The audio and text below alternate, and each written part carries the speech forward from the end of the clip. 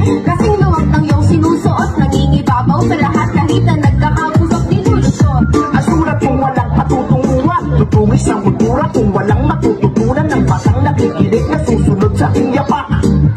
Nilusot sa mga bating palak upang mapalakpakan ng mga tagapakinig. Kapag may ibubuga ang nakatikom na bibig at nakapagpakilik ng mga chicks na malupet. Nakadali batang-bata, isang batang makulit. Aagawin ang mikropono sa harap mo. Tignan ko lang kung ano ang magagawa mo. Habang binabato kita ng lyrics ko, bumabayo naman ang beat na naririnig mo. So sabay-sabay sa pag-angat, Sabay sa paglaganap ng musikang rap, huwag sabay-sabay sa pag-angat, sabay sa paglaganap ng musikang rap.